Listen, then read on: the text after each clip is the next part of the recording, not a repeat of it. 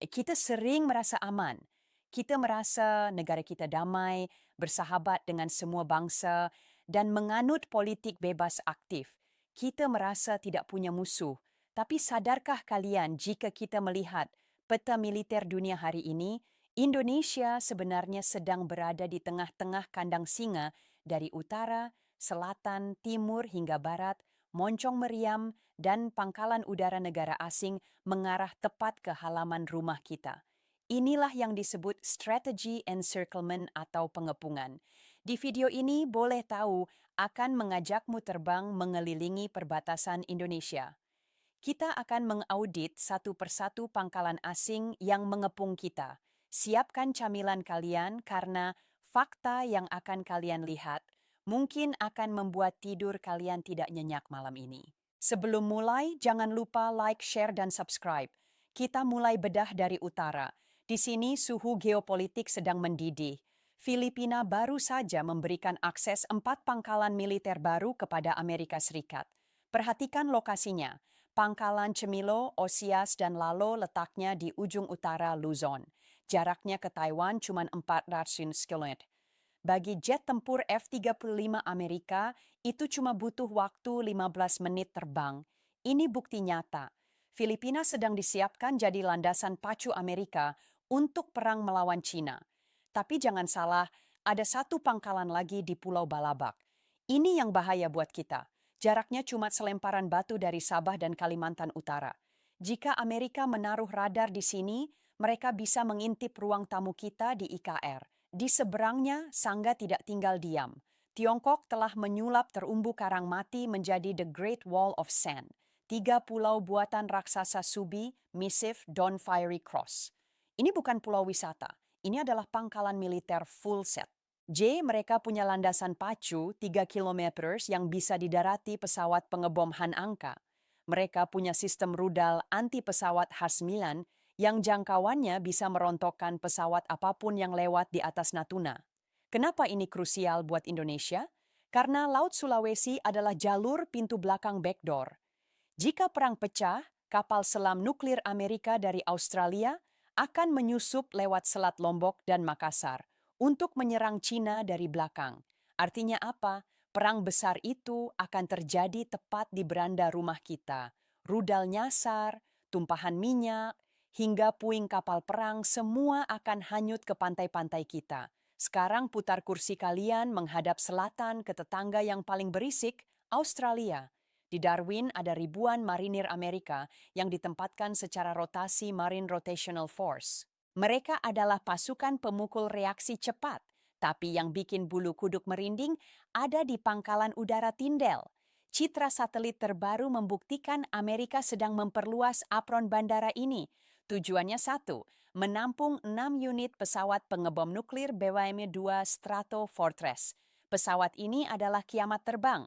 Dari Tindel Binima 2 bisa mencapai Jakarta kurang dari 2 jam, menjatuhkan muatan dan pulang lagi tanpa perlu isi bensin.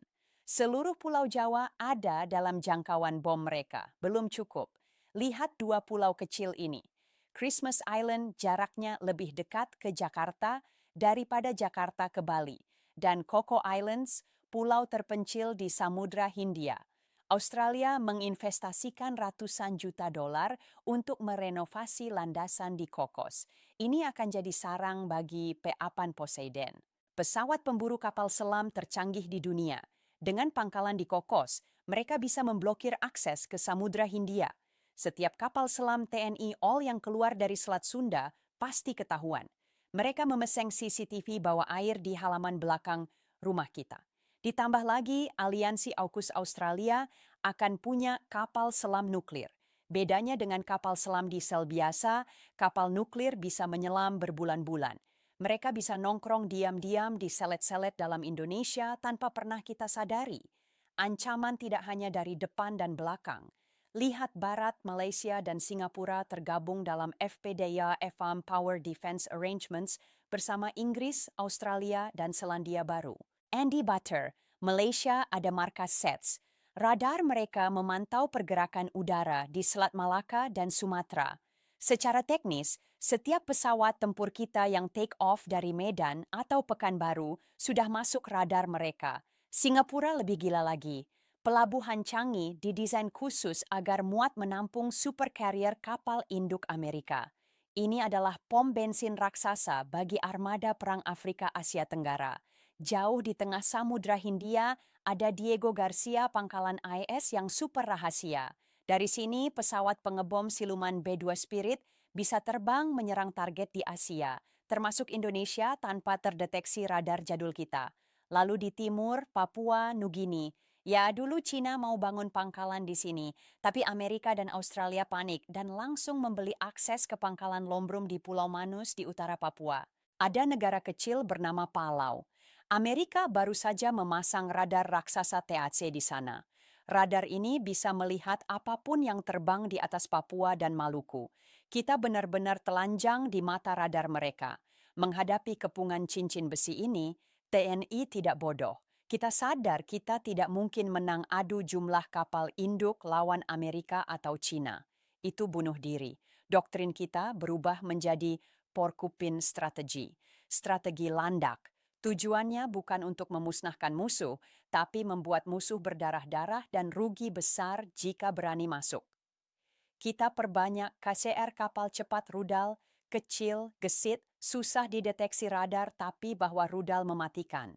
Ini adalah bambu ronsing versi modern.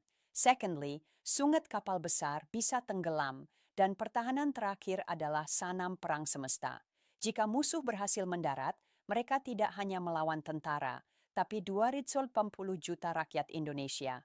Sejarah Vietnam dan Afghanistan membuktikan negara adidaya pun kalah kalau lawan rakyat yang nekat. Kita dikepung, itu fakta. Tapi ingat, benteng yang paling sulit ditembus bukanlah tembok beton, melainkan persatuan bangsa yang tidak mau dijajah lagi. Pada akhirnya, kita harus menerima takdir geografis ini. Kita tidak bisa memindahkan Pulau Jawa menjauh dari Australia. Kita tidak bisa menggeser Natuna menjauh dari Cina. Kita dikutuk sekaligus diberkati berada di posisi silang dunia ini. Mereka boleh mengepung kita dengan cincin besi Iron Ring. Mereka boleh punya rudal hipersonik atau pesawat siluman. Tapi sejarah dunia dari Vietnam hingga Afghanistan mengajarkan satu hal. Teknologi secanggih apapun akan tumpul di hadapan bangsa yang menolak untuk menyerah. Benteng terakhir Indonesia bukanlah kapal perang, bukan pula jet tempur. Benteng itu adalah mental 280 juta rakyatnya. Selama kita tidak terpecah belah dari dalam, kepungan dari luar hanyalah gertakan sambal. Musuh terbesar kita bukan pangkalan asing, tapi adu domba sesama anak bangsa.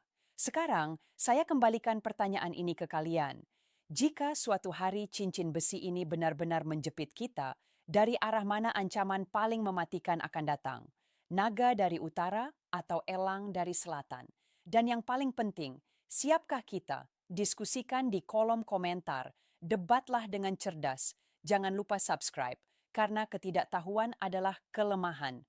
Merdeka, ya.